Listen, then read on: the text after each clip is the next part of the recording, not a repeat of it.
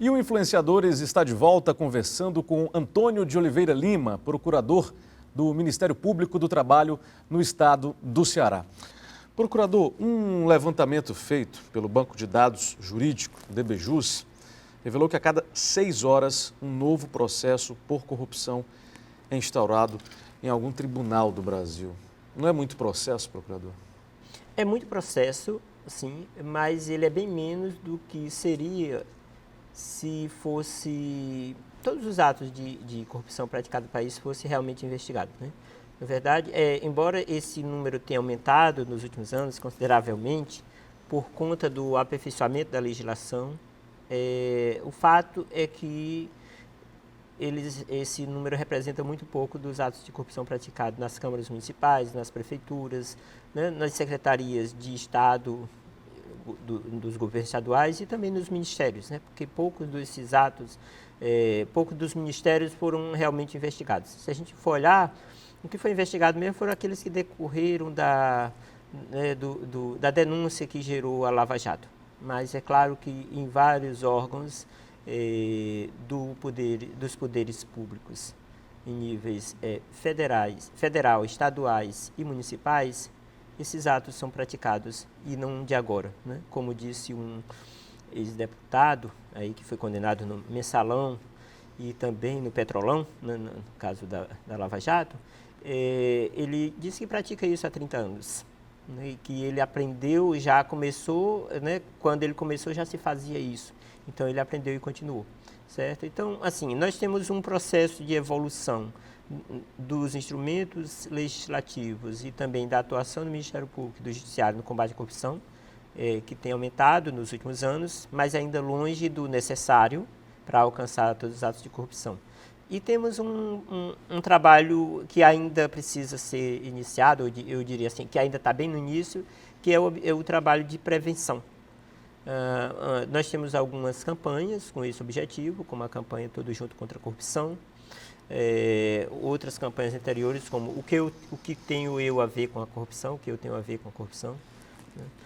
Mas ainda é preciso construir esse trabalho no dia a dia da formação de crianças, de adolescentes, de jovens e também no dia a dia do cidadão já adulto que já tem, né, muitas práticas com desvio de conduta ético, moral e também com desvio, descumprimento da legislação, para que essas pessoas corrijam seus atos. Eu não estou falando de quem já praticou atos de corrupção e que já está sendo processado, que naturalmente esses vão usar do seu direito de defesa. Né? O direito de defesa é negar o crime e se a acusação provar, ele vai buscar alguma justificativa lá que reduza a pena e depois reduza o tempo de cumprimento dessa pena, certo? Isso é natural de quem está sendo processado. Mas a grande maioria das pessoas, elas podem sim mudar a sua conduta através de um processo de sensibilização e de conscientização, de mostrar como essa conduta causa um mal social. Né? Muitas vezes o cidadão comum pratica atos de corrupção que ele não percebe que esse seu ato contribui para outros atos que vêm como desdobramento, né? Então é preciso que a gente mostre assim, como cada uma de nossas condutas do dia a dia contribui para os grandes atos de corrupção que hoje nos assujam. Isso é um ponto. O outro é continuar no processo de combate, fortalecendo os instrumentos legais, fortalecendo a atuação dos órgãos de controle, dos órgãos de fiscalização, dos órgãos de investigação, né? E, claro, do Poder Judiciário, que também é preciso agilizar os processos, né? O julgamento dos processos. Né? A gente, quando pega, por exemplo, um caso do Maluf, né, que durou muitos anos para que ele viesse a finalmente ter que cumprir a pena, e aí a gente viu que nesse horário, né, nessa data, em razão da idade, vem questões de saúde, tudo, né, que dificulta muito até mesmo a aplicação dessa pena. Então a gente não pode ter uma situação dessa que é bem emblemática, como o caso do Maluf, que demorou tantos anos para que chegasse ao final, né, dessa investigação. Outros têm sido mais rápidos, nessa fase de Lava Jato, têm sido bem rápidos, mas tem muitos que não começaram ainda. Agora, procurador, antes mesmo de começar a combater a corrupção, o senhor já combatia outro grave problema envolvendo a vida de crianças e adolescentes. Que problema é esse? Sim, o trabalho infantil. né? O trabalho infantil, nós temos feito um trabalho já, estamos esse ano no 10º ano, né? Criamos em 2008 o Programa de Educação contra a Exploração do Trabalho da Criança e do Adolescente, PETECA. E a partir daí desdobraram-se várias ações. Nós tivemos inicialmente, já em 2008, a adesão de 51 secretarias municipais de educação, e ao longo desse período, novas adesões.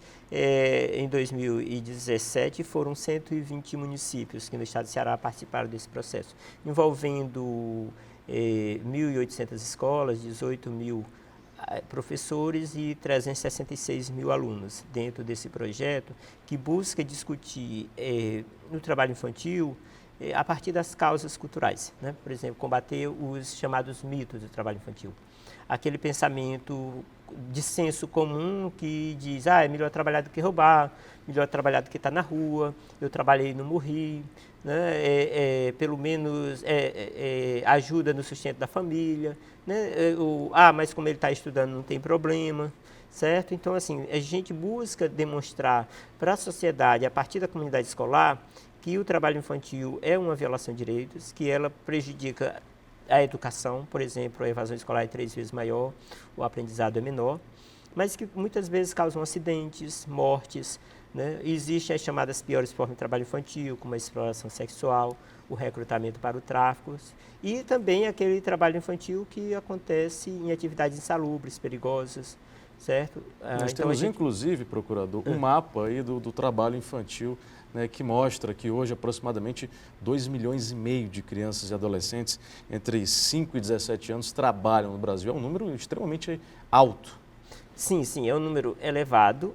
Entretanto, esse número vem caindo nos últimos anos. Esse esforço, no caso do Ceará, por exemplo, a redução foi de 75%.